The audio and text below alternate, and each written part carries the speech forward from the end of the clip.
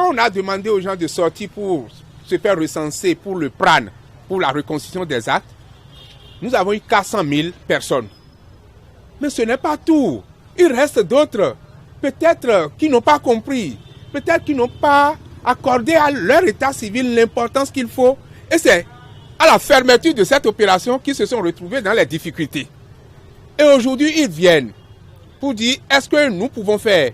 Nous disons oui, nous continuons de recevoir les demandes de reconstitution pour ceux-là qui n'avaient pas participé au PRAN.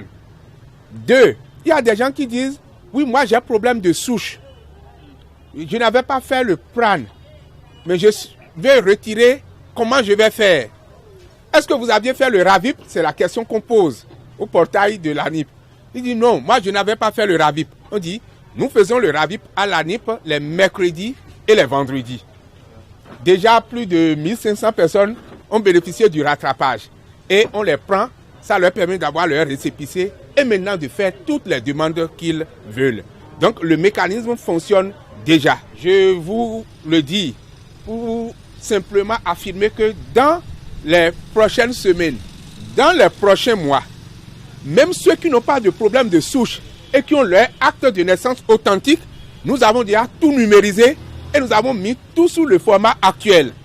Donc si vous demandez à avoir d'acte de naissance, vous demandez une légalisation, l'officier va vous dire non, demandez plutôt votre acte nouveau format, ça ne coûte rien.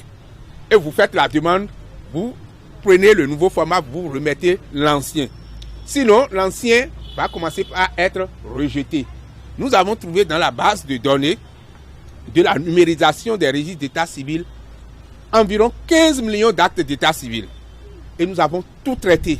Ça veut dire que vous qui avez déjà vos actes de naissance, vous n'avez pas de problème de souche là, nous avons déjà dématérialisé vos actes et vous pouvez commencer par demander le nouveau format d'acte et vous le recevrez.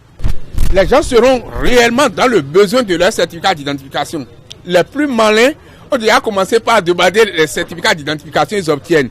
Et sur le certificat, il y a le numéro personnel d'identification. Vous êtes informé que le gouvernement a lancé le portail national des services en ligne.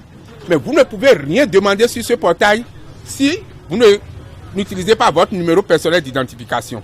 Or, sur ce portail, il y a de vraies opportunités pour la population dans le sens de la dématérialisation des services à la population.